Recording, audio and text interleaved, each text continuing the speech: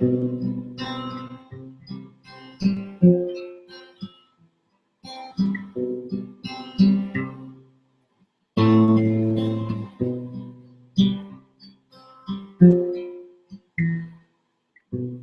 hello.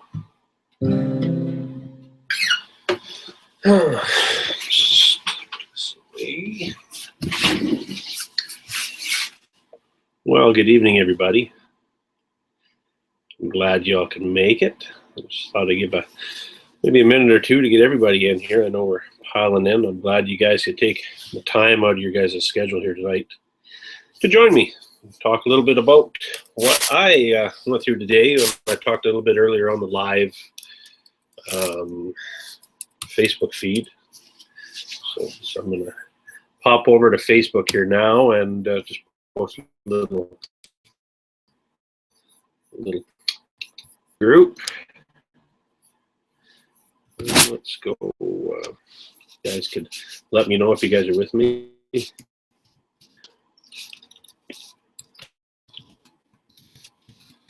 Tonight. Who's with me tonight on online work?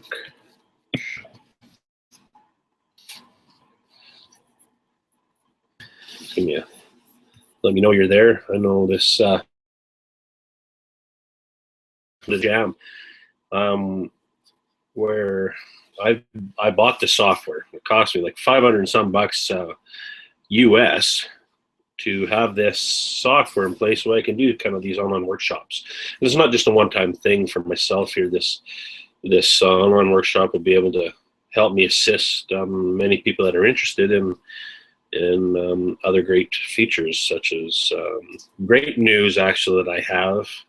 Finally, for a lot of people that have been registered for a while back, which I've actually included in this email list to hopefully these people can come and check this out tonight as well. But also to give you guys a date. I've been trying to nail down a lady here for the last couple months on building a resume. And the fundamentals of building a resume to get in the workforce. We did a little dry test similar to what we're doing here now, but this is live. And I went over what she could go over and what I could go over and be able to offer and deliver to you guys as a group for those who wanted to join and learn how to build a resume. It's quite surprisingly, a lot of you people don't know how to build one. So this next online workshop will be taking place December 2nd in 2 weeks at 7 p.m. And we'll be able to sit like this. You have a piece of paper, pen, your computer off to the side, and we'll be able to go over the fundamentals of building a resume.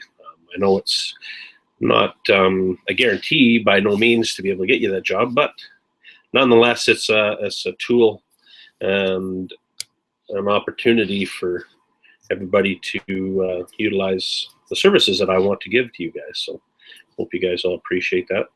Let me know here that's in the room. I see 1, 2, 3, 4, 5. If there's a chat roll on the side, if you can, I'm going to say hello again here. There might be a time delay. I'm not too sure. Hello, everyone. Hey, Tim, I see you're there. It looks like we got a few. If you can't, if you're on a mobile device, that's fine. I know a lot of you may not have the ability to be in front of a computer, a laptop, iPad, or, you know, the next best thing is these things right here. So I've sat there and listened to quite a few seminars and such online through my phone. I'm not able to chat, but it'd be great if I did have some participation in this group or in this conversation, because this here will help everybody get their. I was able to join 25 other individuals in a roundtable discussion with a few MPs here, and it was quite beneficial to myself and to everybody else there. But I thought it shouldn't stop there, the conversation, because my views and representation of of so many that I have in the group are not necessarily everybody's views and opinions. So I wanted to take this conversation further, and I gave them this link. Hey, Malcolm. I gave them this link here for hopefully they can join and see what's going on. And if not, and if so happen you are checking the replay out, it will be available. So no worries there if you could not break away from your busy schedule today. But you can also leave comments as well. So I would like to take this link and I can email these MPs, of which they've given me their emails, and we have corresponded back and forth. So they'd be really appreciative of what you guys have to say, and that's what it's all about. It's not about me; it's about what you guys want, what you guys want to see. So I'd like to see here. Let's go to what we have in place for this evening here. I wrote down exactly what we had talked about in the conversations that we had today, and let's just go through a little bit.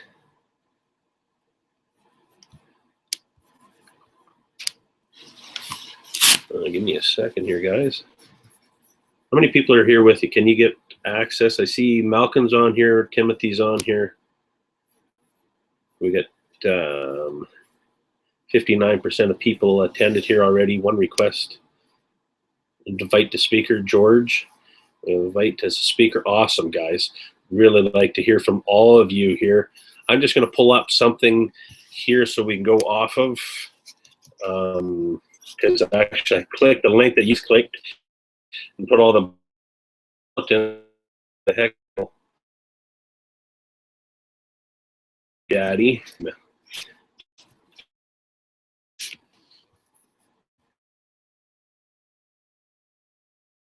Nice sound wise, it'd be really beneficial to be able to help me continue these workshops and hangouts that we're having, discussions in the future, so I know where to base my voice to be louder or smaller.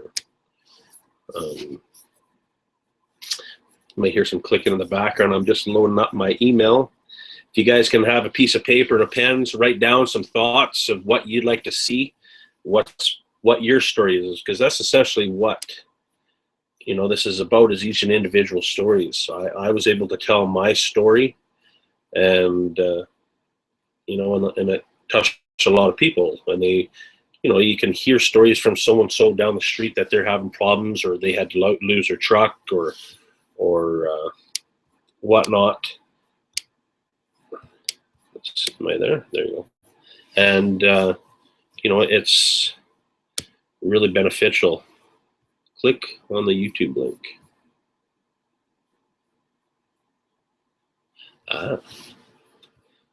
Hey, Richard. So, let's see here.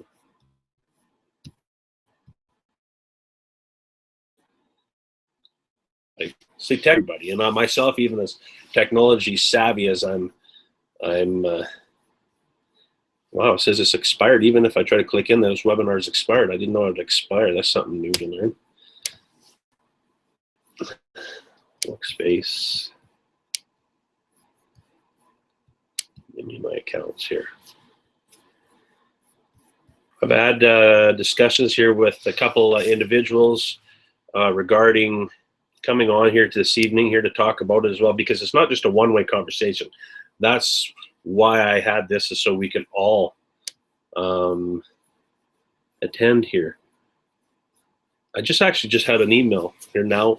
Good evening, Chad. Thank you very much for attending today. Your insights, comments, and reflections were important to the discussion that we had. I will double check with Mr. Calkins, but I can imagine why we cannot be able to forward your information. But I can't imagine why we couldn't be able to forward your information to the group, but would like to make sure I will be away from the office, yada, yada. So I just inquired to these the individuals there. I wanted to thank them for the opportunity today, for having me to come out and attend and share with that community and talk about our community and whatnot.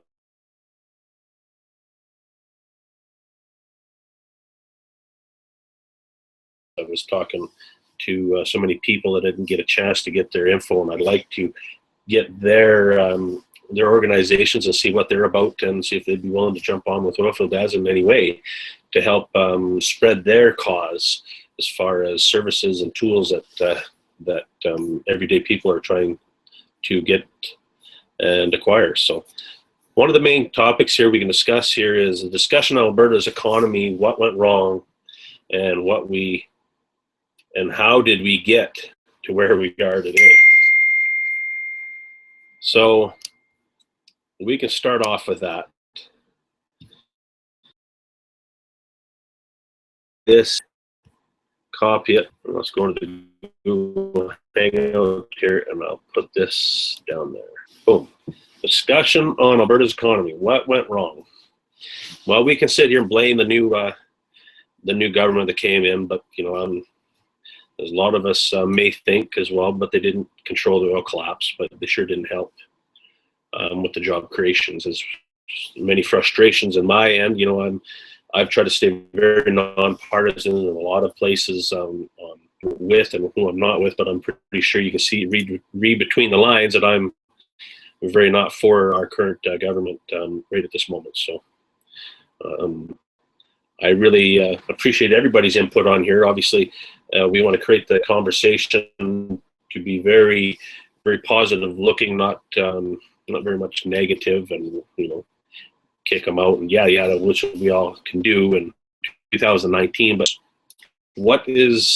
how did we get to where we are today? Well, I can let you know a little bit of my story to start off here to get us going. That I've been in the industry, oil field dad myself before we were in the oil field. I grew up in the 80s where we had that little recession. It was a pretty good recession where Trudeau Sr.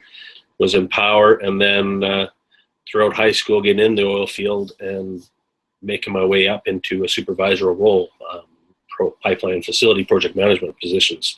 I did in 2008 fall back on that recession. I had put 6 months put away in the bank because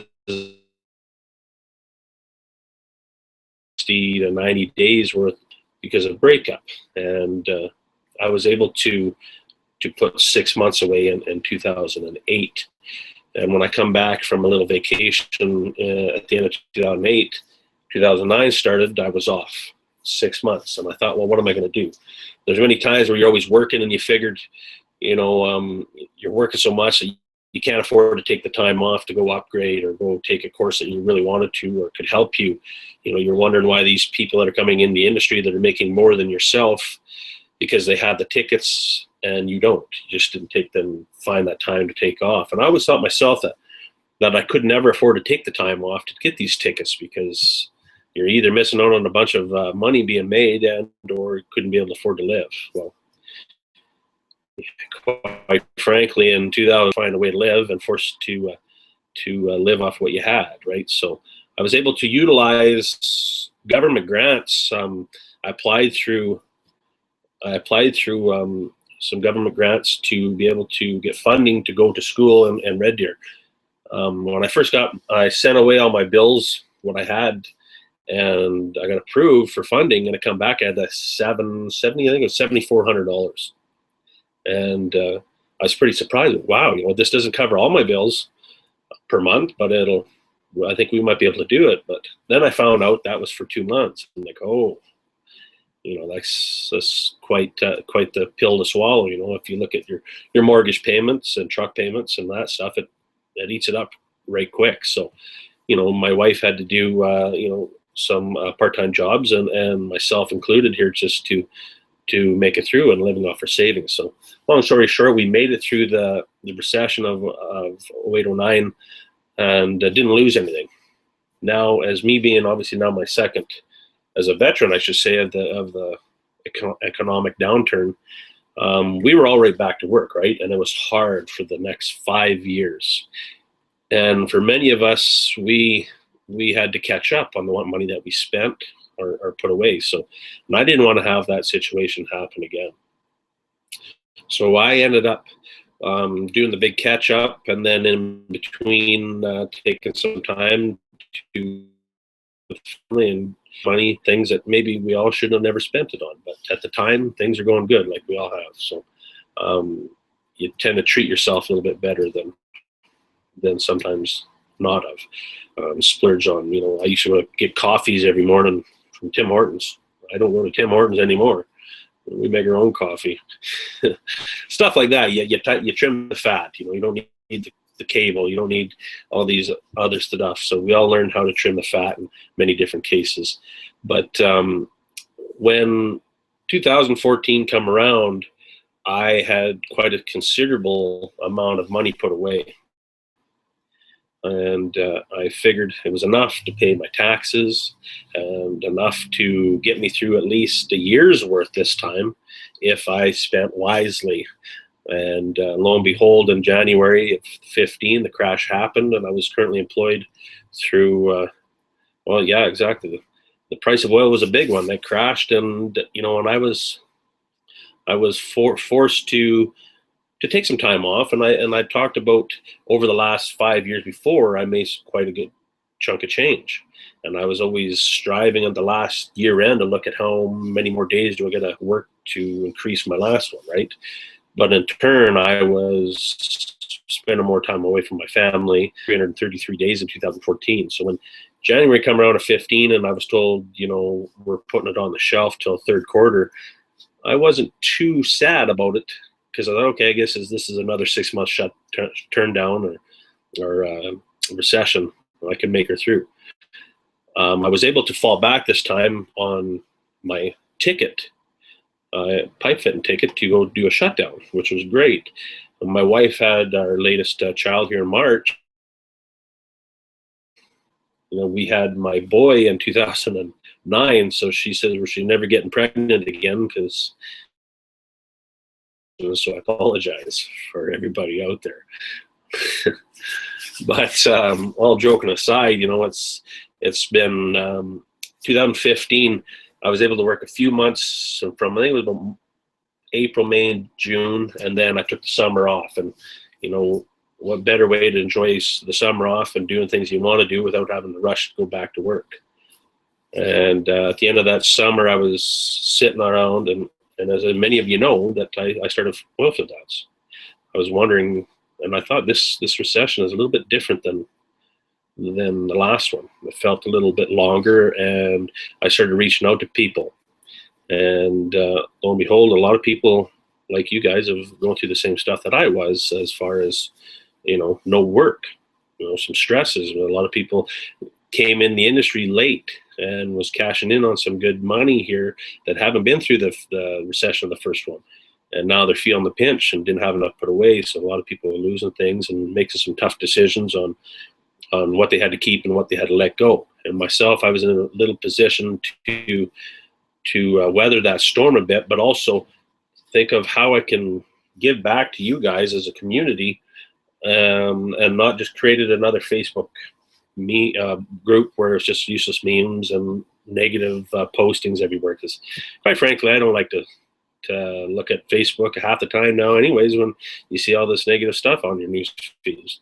I'd rather come in and see positive things that people post in our group of finally getting back to work. Yes, we have some trials in our group where people are really, in the past 30 of these corrections are predictable. Exactly. And the thing is we have some people that are sharing their stories that would have never shared before to anybody else. And that's what I think this group and this community is so great about, is the fact that we don't know anybody, but we're all a family, and we're there to, most people post when I see who, yeah. Exactly. You see who's posting, scroll on by of what's what and what to look at. And, some days you might not want to read that comment that somebody's going through a tough time, because there's many days, I'll tell you what, I've had to barely get out of bed myself. What was the point? I've called everybody all week anyways, and bugged and hound and emails, and they ain't gonna have another answer, a different answer for me today. So I don't even want to leave the house. So I'm pretty sure many of us have been through that, but I've also learned how to turn that negative into a positive. Things out on Facebook and doing productive things like this, and trying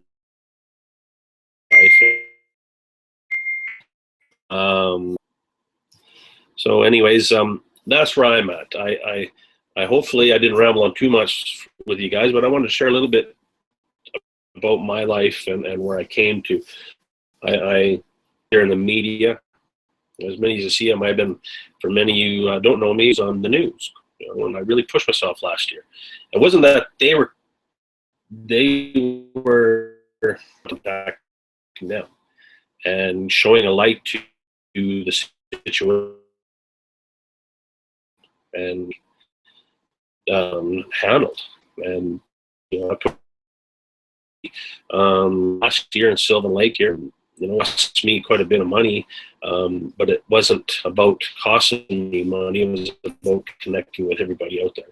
I had the money to help people. We raised money here last year for people in need for Christmases, and I know that was a talk here today in this discussion was, the food banks are up. The Christmas Bureau, they're scared if they'll be able to handle the influx of people this year, because this is going on 2 years. And it's pretty scary. I know over the past that I've been able to donate to, and I've had to take from the food bank once, and I've had to take from the Christmas Bureau once, and it's hard seen. The reality is that you see more than what you're bringing in sometimes. Decisions, but we've made it through and been able to help other people and process it. Just like Malcolm here posting the job postings here. Every little bit helps. And what I've tried to instill in the group as well is I don't mind the job postings in the group, but they're going to be, if you're going to help somebody, you're going to be more direct. If you're the one that's doing the hiring, or if you know of a friend that's doing the hiring, but if you're posting third parties and stuff that, yes, they may have helped an avenue for a person, but you get a lot of redirects from them. And I've spent hours trying to fill out CV forms from different places and that to find out that the job's been taken months ago, right? So they're really not too much current, but they are a great, helpful resource, because you might just pop on there and find something that's for you. So appreciate. To get back on topic here, that's what went wrong, is obviously the oil prices went down. And how did we get to where we are today?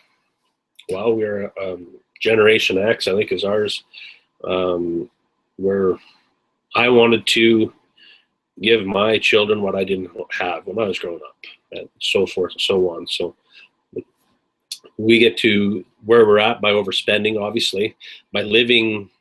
Many people may say by living not within our means, but by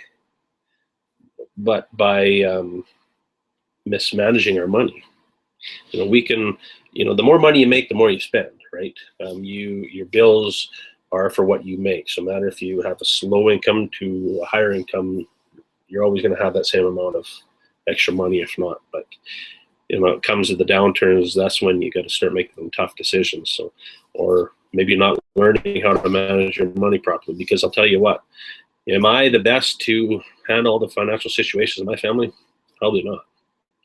There's many stupid purchases that I've made over the years that probably you look back at, I wish I wouldn't have done that. Same with my wife, maybe she's not too confident in handling all the finances herself. But then you start looking at, well, why would you give your information to somebody you don't know that thinks that they can handle your situation? It goes from us learning through high school and not getting taught all that stuff so properly. And there's some people out there. My mother-in-law, she's really great with money. She raised a family with a sick husband off a teacher's wage, and the money that I've made compared to what she's made, and make you sick. But she's doing quite well. So there's some conundrums there that I get to learn myself and how to better my future and move forward, because as we all know, this is a feast or famine. Chickens today, feathers tomorrow. And what you want to be able to do is learn to adapt to change, learn to increase your skills, learn to stay relevant in the marketplace here. I'm going to bring on some. Let's start off here. I got Malcolm wants to get on here a few times. I got some Kim wants to get on here, so I'm going to invite Malcolm here as a speaker. If you can come on, let's see. Let me know. Malcolm, are you here with me? Did you get a link?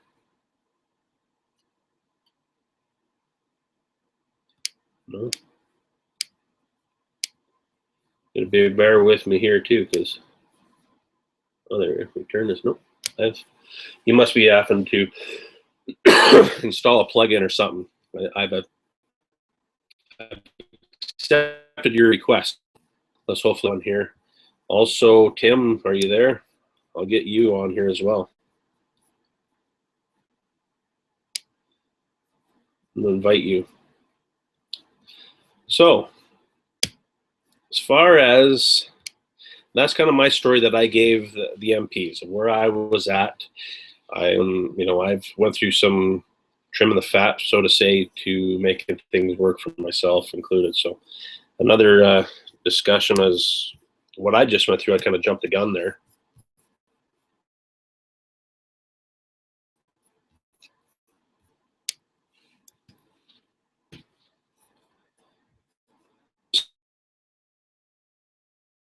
So I've showed you my experience, and I'm going to give you guys here an opportunity to share your story of what's going on. So Tim and Mysterio, is this you, Malcolm?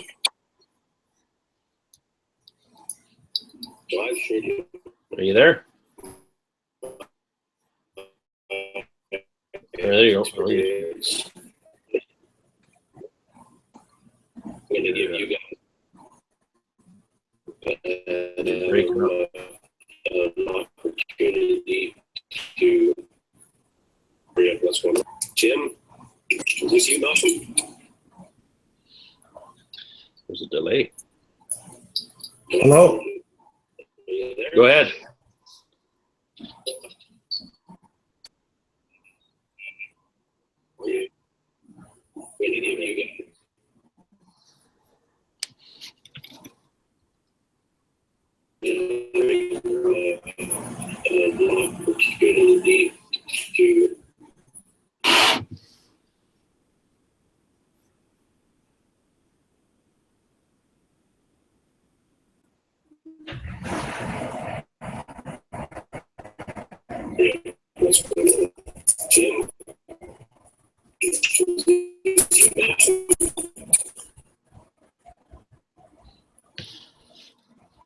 Can you hear me? Tim?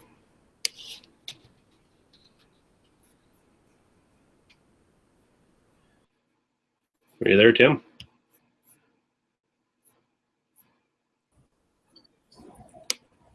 Hello, Tim. Can you hear me? I can hear you, but no vid cam.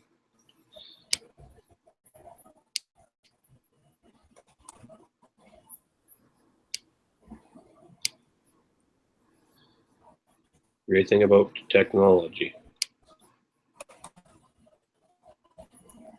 You're live.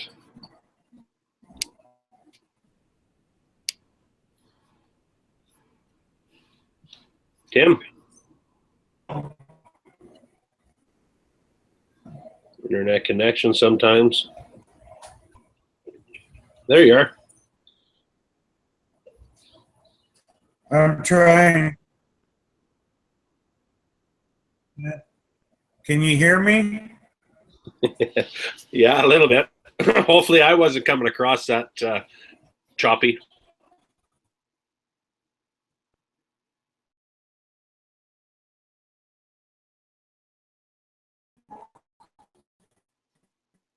No.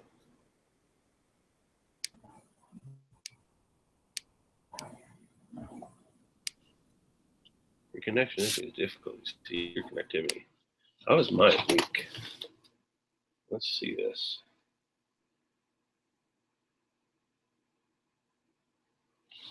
Are we there? Mechanical insulator.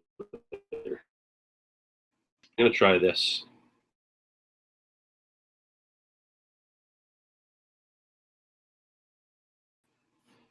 Are we there? Are we still live?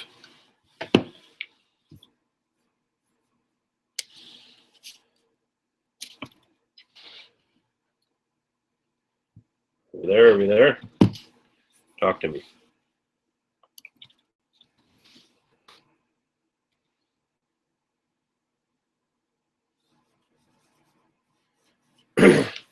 Lots of guys. Okay, well, so we get this internet thing situated. I apologize. Hopefully, I'm not coming across as George. Can you hear me nice and clear?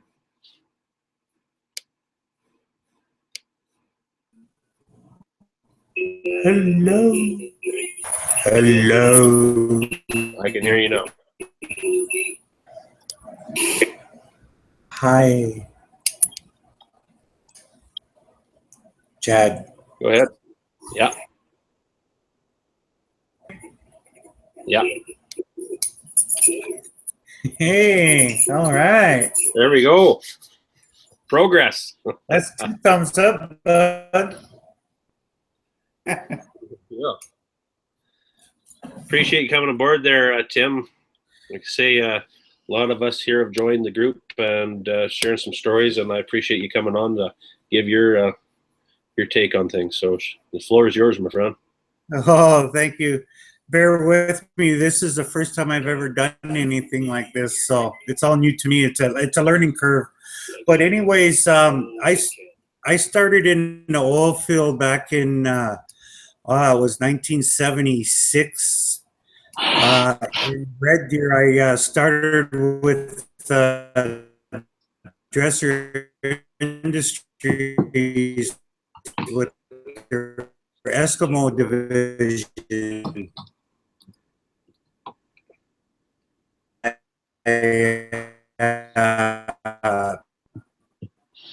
I ran a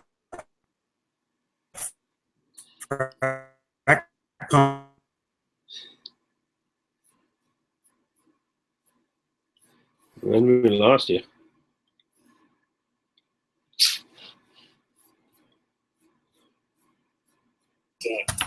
Choppy.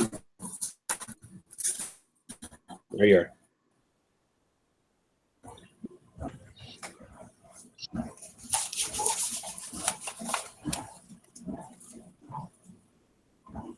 Coming through clear now.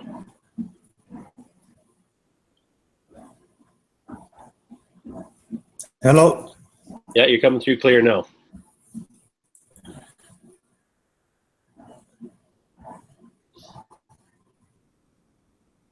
Richard. Hello, Chad.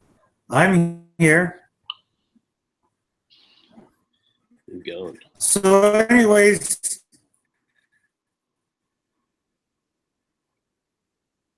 I worked in the oil field there with Bill when came into power.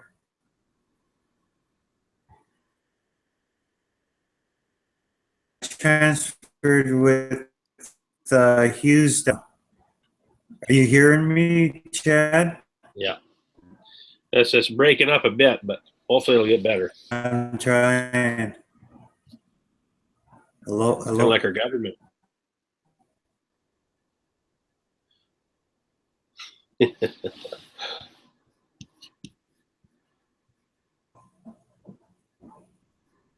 No? Hello, I can hear somebody talking. Chad's lips aren't moving, so it must be something. It's a delay. It's my bandwidth, George? Jeez, I know. How's that? George, was I good here earlier? Obviously in the quite the delay in when I say something to somebody talking. Technology, hey?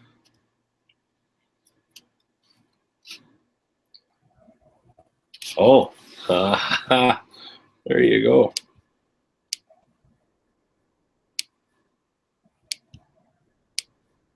You know what? That is a damn good thing you said that. Anybody else out there that is, yeah, I closed Facebook. Yeah. I'm here sitting here running a few programs, and I didn't even take heed to. Okay, I can hear fine, good.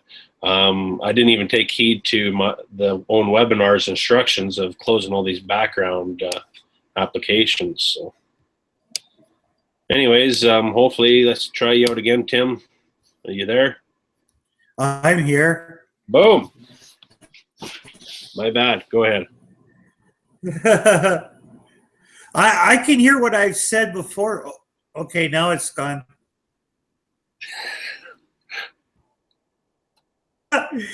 It's hard. Anyways, it's a big delay, so it's hard to concentrate when you start hearing your own voice come back at you. Yeah, exactly. I worked until 81, and then I moved down to Oklahoma and worked for BJ Hughes down there for a year in Colorado, and worked for them for a year, and then they wouldn't renew my work visa, so I worked for Exeter Drilling on it's in the oil field. I'm retired from there. I spent 27 plus years erecting pre-engineered metal buildings, and oh, it's so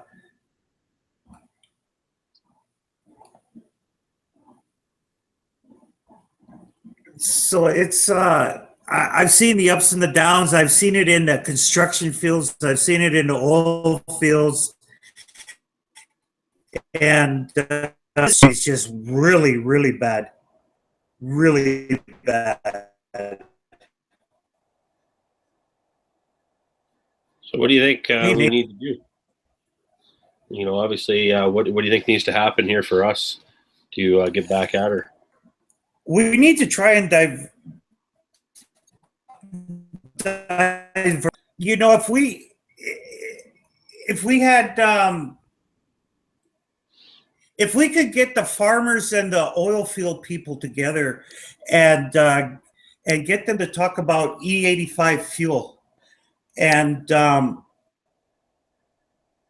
there's a lot of possibilities there of you know, the oil field people and the farmers putting money together to build some ethanol plants and E85 fuel in the province here, and then we could sell finished product out of province, and it diversifies us. It work. I mean, you can. The technology is out there for E85 ethanol to be made out of wood cellulose, which we could have people cleaning out our forests deadfall and using it for ethanol. We could strategically in different areas of the province that are hit hard out in the rural areas. We have a oil terminal out in Hardisty that we could have an ethanol plant out there and run a pipeline to the oil terminal, blend our own E85 fuel, and export it out of province. That'd be great. So that's one thought that I have right now. I did briefly work at actually at the Edmonton dump. They're building I think it's Canada's first biodiesel plant or something off of garbage. Did you hear about that, or you know anything of that? Yes, they use the garbage to make ethanol to power their work vehicles and their work equipment. Hmm. I think it's the largest, biggest government funded program. You could make ethanol E85 fuel. You could make ethanol out of human waste. It's a lot of carbon It's capture as well. the carbon factor. The carbon capture, like Saskatchewan is doing it right now. Obviously, they're doing a lot Yeah, you've got your carbon capture. I mean, the technology is out there to capture the emissions and reuse that energy. There's technology out there to store that energy down in the ground. I mean, from me living down in the States for a while and living here and seeing what things go on, we should have our technicians and our engineers getting together with our oil field people and our agriculture and have everybody talking about how can we make this E85 work? Would it be feasible? It's cleaner for the environment, so it appeases those people. It creates jobs, and it can be cheaper for the consumer, which is beneficial for all Alberta.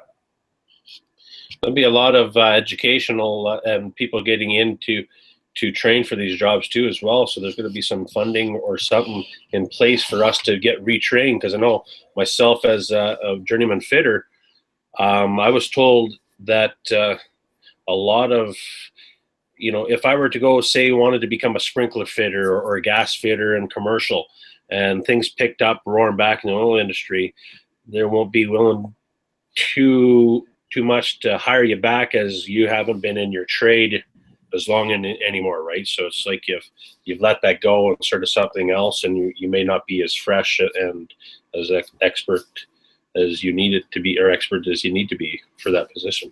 Is that I've heard that in my conversations with a few people, so I don't know. I think a lot of people are scared in the fact of getting out of what they already have and spend a lot of time and money into educating themselves and where they're at, because a lot of people just want their old jobs back. But I agree with you that we do have to change our thought processes and learn how to go with the changes, because we ain't going to change what these guys are putting in place until 2019, and we can't afford to sit around. So whether or not you shit or get off the pot is another thing.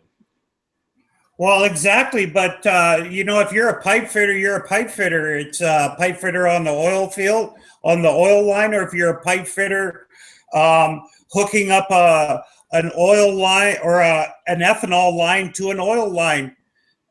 Mm-hmm. You're pipe fitting. And if you have to, this is that we can approach things, and if there's enough interest in it, we could figure out ways to make it work. Well, for sure. What do you think the government, as what they asked me was, what do you think the government can put in place right now to help individuals that are going through these times? I know, and my response to that was, and I know this is something they can't enforce, but I thought, like I mentioned a little bit earlier, about we pay insurance on credit cards, we pay insurance on our house, we pay insurance on our vehicles, life insurance, health insurance, all these other insurances. Just I had to carry $5 million liability insurance and wellhead insurance just in case I back into a wellhead. $5 million, and that's just money going to these insurance companies. Is there not something that these small entrepreneurial, self-employed contractors or small businesses can pay into some sort of insurance to protect them from an economic downturn such as this? Not just saying that, hey, you know what, you can cash in on a business that you're mismanaging, but say if you had a business that's been going for the last 5 years, continually making some money, and this downturn happens, you're able to cash in on something like that. I know the government wouldn't be able to enforce that, because I think the insurances are a private sector, are they not? But well, insurance private sector, yeah, but I'm navigating the insurance system right now because with my disability, I haven't worked in a year and a half. Doctor's letter saying that I'm disabled, I can't do my job, and I'm waiting for an operation on my left wrist. And my MasterCard, when you're making payments on it, you have an insurance company that insures you if you become disabled. Now, the same thing is on my car loan. I got my car loan through TD Auto Finance, and their insurance company that they put on the loan in case I become disabled or sick and can't make the car. Well, with not working the last year and a half, and paid off my MasterCard pretty much for me. They stepped up to the plate and did what the insurance was supposed to do. Now, the insurance company, Industrial Alliance, on my car loan, they won't, because in their fine print, in their one of their clauses, it states that you have to be totally disabled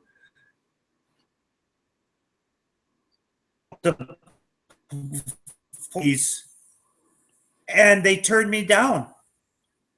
So, there's one insurance company. I live in Alberta, so one insurance company out of Ontario or Quebec covers my MasterCard. I gave them the same documentation. Gave Alliance out in Vancouver. They refused me. So now I'm taking. I mean, these corporations are set up for their benefit. I've been in the healthcare system, and for half, I've been in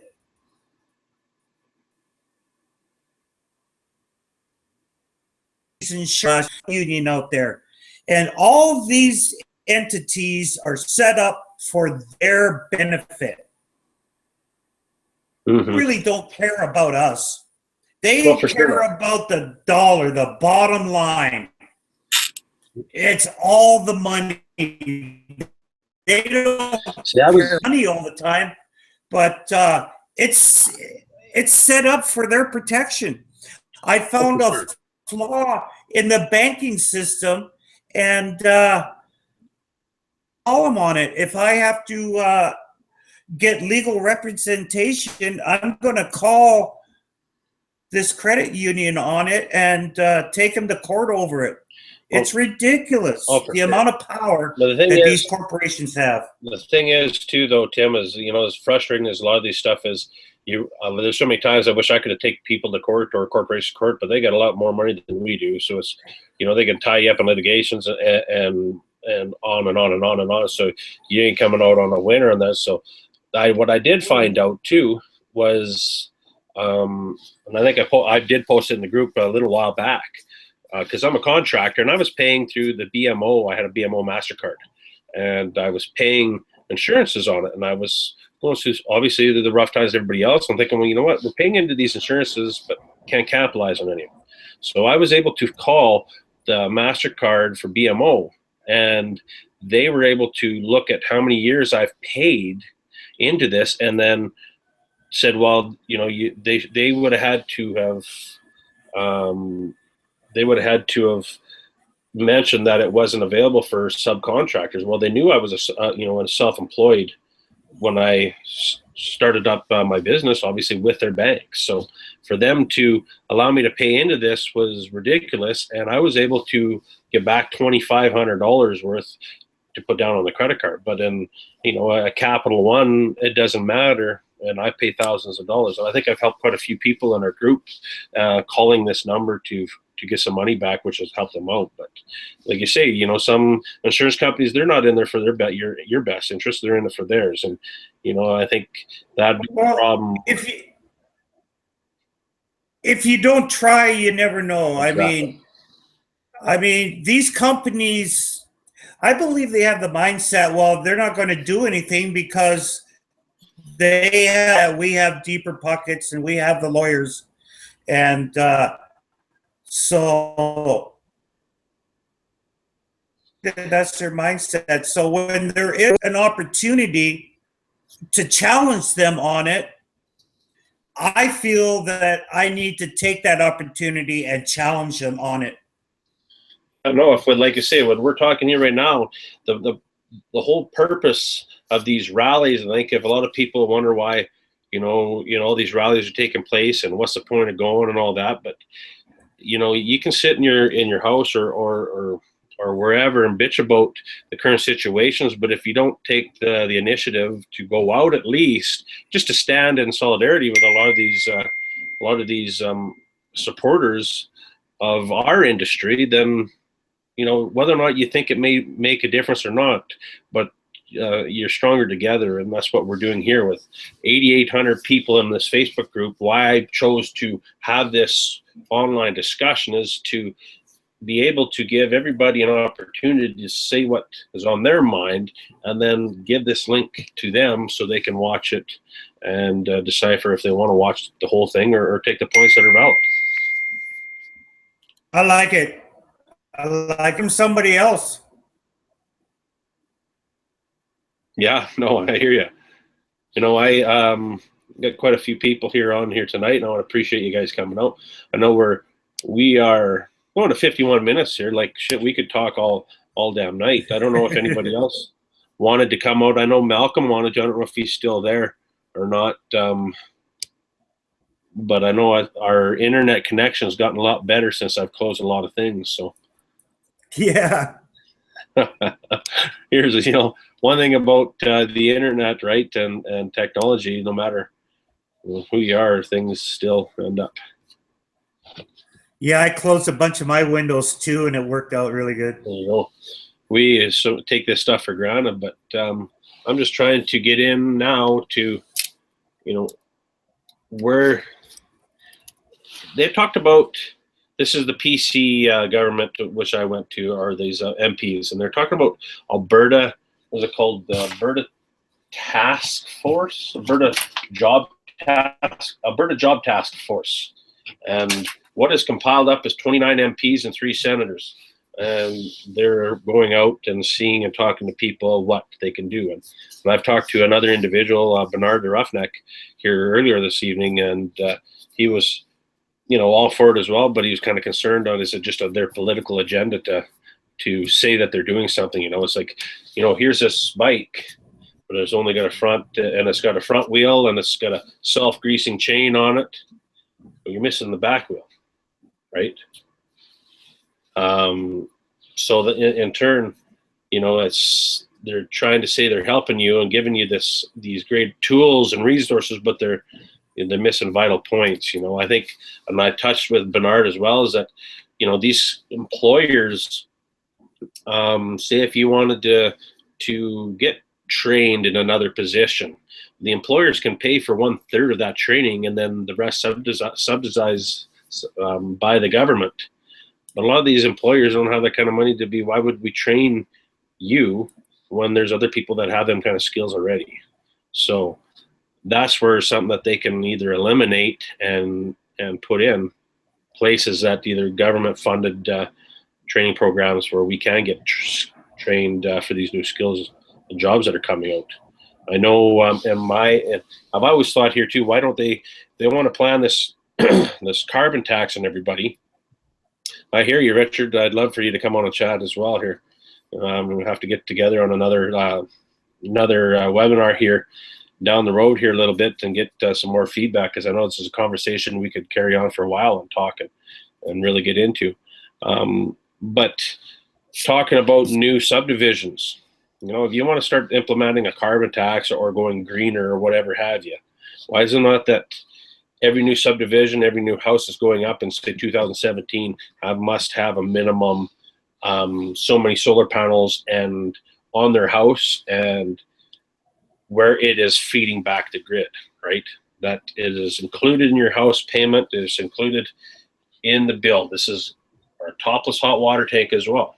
Right? We're going with a conventional hot water tank. It's not like gas is too expensive, but still, them steps, small steps towards being more energy efficient. Just like the Harper government that gave us, incentives to change all our windows or to be more energy efficient. We got tax rebates. Why can't we do them kind of more incentives instead of saying, hey, we're shoving this carbon tax down your throat, whether or not you like it or not. I don't care if you have a job or not. We are not going to stop carbon pollution or emissions. These companies and these facilities are going to get bigger, and we're not going to decrease our emissions. What you're going to see is on that cap and trade, you're going to see the offsetting carbons to taxation on carbon, and you're going to see carbon credits, where these big corporations will be buying carbon credits. They'll be buying parts of the rainforest to offset their carbon footprint. So it's not helping the world reduce emissions. You're just doing shifting. It's a facade. It's all a facade.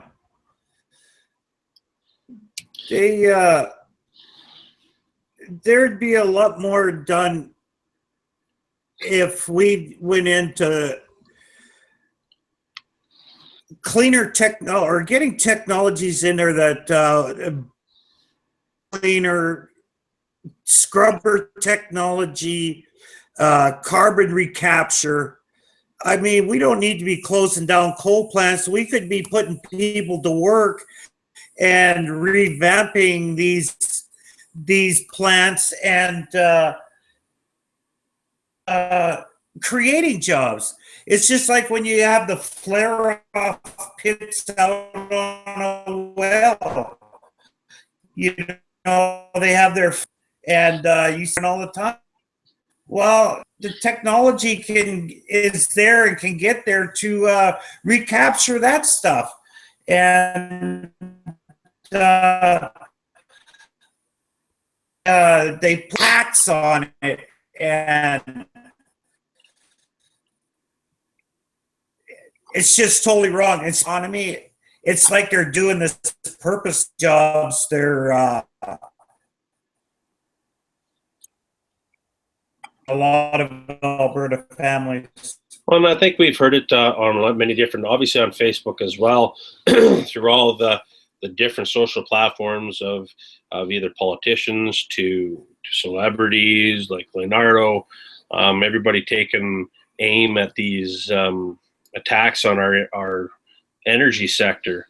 Mark Schultz with Oil Respecter, he's doing a fantastic job of trying to get out there and give people the facts. It's strange. A lot of people trying to protest this stuff, but not understanding how they're getting to these places to do it, and especially with this, with Richard's talking about is talking, and he has a comment here. I've been very lucky from my employees.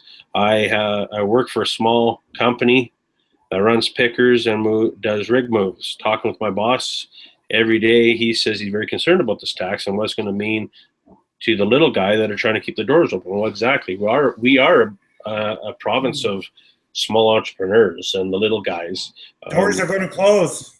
Doors are going to close, and the guys that have fought so damn tooth and nail to keep the doors open, because as a small business owner, if you got a small company, it's almost like they're your family as well, because you don't want to see them guys or lay anybody off because they got a family to feed and stuff, right? So it's very hard, and these guys either are not taking any wages and losing massive amounts of money in theirs, and they're forced to close it down anyways. It's heartbreaking, and to what we're going to do, I don't know what we can do right now that's going to be able to help this with the current government, but they always seem to do like a reset. I noticed, every recession, it's always like they try to flush the small guys out or the big guys they'll swap over, buy this one out, buy that one out, and the ones that squeak through the line seem to make it through and then become prosperous till the next one, and then they sell out. So, depending on how you structure your company or made it through this one or that one, or have enough funds to put away is going to be helping. But it's pretty hard to do now when you're raising corporate taxes. When I just found out, shit, if I close the doors here, I could open up my business in BC and have a 3% provincial tax instead of the 12 or 20% they're wanting to do now. To be competitive with the U.S. right now, Trump coming into power here soon, he's cutting the middle class, taxes 35% or something. So when it gets and scrapping this whole climate change facade altogether. So now, how does that give us any competitive edge? With everything that we build or sell, we have to have a carbon tax on top of that. And with our dollar being what it is, we're going to have a hard time competing in an industry that our partner to the south are going to be able to dictate our GDP. If we don't get stuff to Tidewater, then we're really hooped. We're in a circle jerk, so to speak. Yeah. She's put us in a precarious situation. And what's our options? What options do we have? There could be another. I don't know. There's answers, but there's no good answers. There's speculation and opinions what everybody would like to do.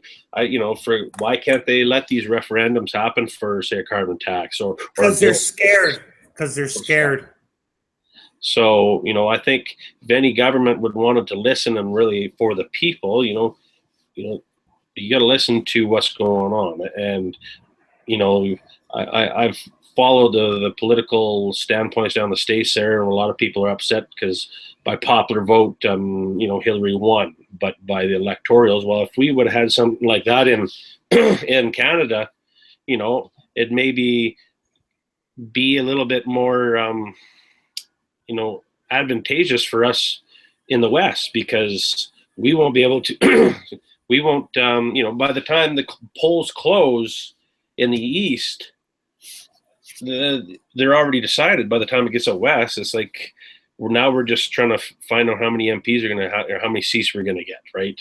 That's if we had some swing provinces where, the Western provinces had a little more seats or power than the East because of population, I think we'd be able to have a truer definition of where a government would be. Well, that's just my opinion, but. Well, that's what I'm advocating for through Alberta Liberty is voting reform. If we had voting reform in this province, in this country, it would solve a lot of issues that we are facing right now. But, I've seen voting system work in Colorado, and it works really good for the people there. And, you think that we live in a democracy up here, but when you vote for one party every 4 years, that's not a true democracy. There is and there isn't. You got to understand, and I can see the shoe in the other foot too. As much as I don't like our current situation or our current government or whatever, and I got to look at it as positive as possible, is that it would take me probably about a year to figure out what the hell's going on in the province or the country if I were elected as a prime minister or even as a premier, to figure out what's been going on, who's been controlling which, and then have the people hounding you because you haven't done something or you have a few ideas that you want to change, that you're always going to have some backlash. So there's a very hard position for a lot of these members of parliament and politicians. You ever notice why they say, I promise, and they can't, I guarantee or anything, because, I promise to do my best is all anybody can say. And just like what you're saying, they smile and say it'll all work out. Well, that MP didn't say that. He was quite sympathetic with my story and what's been going on, because we do have a bigger voice here in oilfield dads compared to a lot of different groups out there, because where it's based on the real people with real situations. It's not just a meme war or or let's post negative crap or stupid things. This is people's livelihoods and a way to connect. That's why social media is so powerful in so many stakes and instances that you can change the world, basically. Right now, what we're doing here is you've done something that you've never done, and I'm continuing to build my base, and the script has already been written, for sure it has. I have, and to go back to your question there, Kelly, earlier, I'm not too sure about the Keystone. I'm hoping that they will, but that's just another thing. Their pipelines are being built every day right now. They're being built every day. It's just the main ones that they're focused on, the Keystone and the XL and what's the other one that's going to Tide? The one that's going from Kitimat. There's another one there. There's so many of these bigger ones that need to get done, but the smaller ones will be feeding it. So I've been part of a lot of these regulatory processes, and part of in a way that I've had to wait for licenses. I've had to get environmentalists to come out and do an assessment on the areas, whether or not there's burrowing owls, there you go, the energy geese, yeah. Burrowing owls, whether or not there's navigable waters, whether or not there's indigenous burial grounds, all that stuff has been taken in. We have the highest standards in all of the world.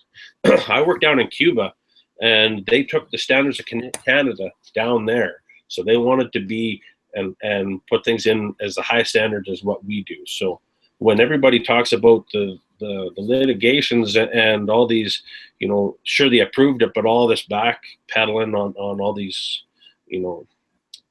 these whatever it is to keep us from going forward, it's a paperwork is, I think it's just a stall. It's all there. It's just, you see, there's a political thing as well. I know a lot of people are waiting for the government for the state's election to happen to see what was going to happen there, but also for this new year in the royalty review. Why did we think we punched so many holes here this last bit? Because a lot of people saying they're kind of got busy this last few quarters because they were out moving rigs and punching holes, but they're not completing them. You see, right now there's a lot of well service companies are looking for hands now for the new year so they can start completing them and get some stuff going. Because now they didn't have to pay tax. And that royalty review was set for this next year, and that's what happened, and that's what kind of really defaulted a lot of us in Alberta when NDP come into power, when they said they're going to do a royalty review, but postponed it for 6 months. So, it scared a lot of investments out of Alberta. And why would you invest into an economy when you're not certain of what the royalty reviews and everything else is, right? Does it seem the meat is? Well, yeah, the of course, for sure it is. Absolutely, for sure it is. CBC is are they not owned by the government? How many billions of dollars they give them? So of course they're going to pick and choose it, and that's where I'm kind of wary too on a lot of these media, things that I do. I want to make sure I'm videoing myself as well to get the whole story, so they're not changing what I've said or taking bits and parts to put against me. Bernard has been subject to that himself, where he said truly from his heart what was going on with the industry in Ottawa, and they tore him apart, man. It's just hard. This media, they can rip you up and throw you out if they wanted to. It's all how you take it, I guess, right? Haters are going to hate, but the reality is a lot of these people, they don't understand that without fossil fuels, you wouldn't have what you're doing. So there's a nice little meme that I really like is go and turn the people that are protesting, go turn their gas off on the side of the house in the middle of winter. So, yeah, exactly. Right? Exactly. How do you think that stuff comes to your house? We go out there in the cold to do that for you. But that gets into some other topics and stuff. But, Richard there, he's got some great, I appreciate you joining in here, and a lot of comments here. I really enjoy that. And Kelly and George and what else? We got Malcolm. I think he came and left there. His internet connection was lost, but we are up on the hour here. So I really appreciate you guys' time here. I don't want to take too much time because it can go on forever, right? So we can really have this conversation and go forward. I would like to, if you guys have opted in, I could do one every week, or and carry on what other issues that were going on. The whole purpose of this online workshop was to communicate and connect and network with each other. And as far as what we talk about, we could get totally derailed on one topic or another, but it's just I like it. You start talking, and that's the main thing. Yeah, exactly. No, I'd be up for another one. Yeah, whenever you want to do it. I appreciate that. I know this next week here, I would say I'm on the hunt here myself for a job and hopefully get something here, but I've got some promoting here to do of that resume building, and the lady here her name is Teresa. She will be with us next on the December 2nd. We'll do another one just like this. There's polls here. I think it's funny I didn't even put out here, but how many? I'll put one here. Watch. Boom. Start a poll. You guys see that? Yeah. So, I'll oops. Oh, not yet. I'll end that poll so nobody. Oh. I took it off. I took it off for now, but there's so many things that this cool platform will allow me to do. Yeah, no doubt. I like it. Shows chat roll, how many people in the group or in the room, how many people are viewing, polls, offers, and videos and whatnot. So it's a really cool platform. I paid a lot of money. Yeah, let's do it again. I appreciate you guys coming on. And the thing is I want everybody to take away from this is that yes, it can. It can sure be many hours of discussion. It consumes our lives at work, is it not? Is these discussions. So, and from around tables at home as well. What we want to take away from this as well is in mind for work, keeping our group for sure. Obviously, that's what, like I say, when I mentioned Kelly and a few other people, you got to look at where you're getting these sources of jobs as well. I myself and I think three other admins there, they go through these comments and posts as well. So, if it's indirectly, it's not going to help too much. If you just heard this may help somebody, chances are it's not.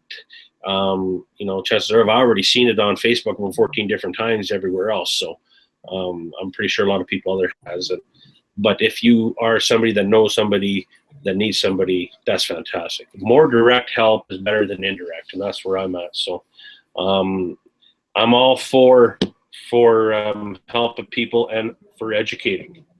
If you're out there, how many people, this is my last little bird here tonight, is how many people have paid to get a resume built but haven't got anything yet?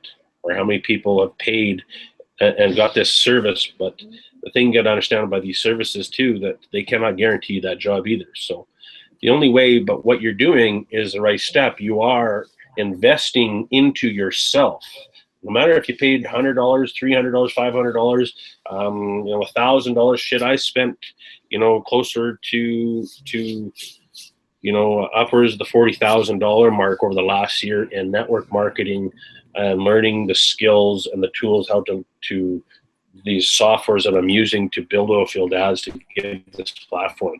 And all this is out of my pocket. Nothing's been recouped back, and it will come by through way of sponsorships and advertising and whatnot, and tools that you guys hopefully will be able to, that I'll be able to offer to you guys down the road here if you're willing to invest into yourself. I'm all for it. A lot of people mistake paying for things. If I go to college or to get a fitting ticket, it's going to cost me $1,500 for the course. Or if I got to go upgrade, my API to 1190 or 1169 for inspection course, that's, I think it's $850 there just for pre-registration. A lot of these courses cost money because they got to get put on. So value is worth something, and everything is not for free. So we all have to learn how to invest in ourselves, whether or not learning the tools on the internet, researching it, Googling it, figuring it out on ourselves. A lot of that I've done myself, but also I've taken a lot of courses online too. So with that, guys, I appreciate you coming out, and I appreciate Tim for joining me, and take care, guys, and just give me a chat in the group here after, if you guys would. If you got value out of this, I really appreciate that. That's going to help when I buy a beer, I invest in myself. Here's a cheers to that, but this is a Fresca. So if you guys would, please, it would mean a lot to me to just post in the group here tonight that you really enjoyed our conversation, and you got some value out of it, and it'll go for the next one. Anyway, Okay. peace. Good Thanks. night. Appreciate it.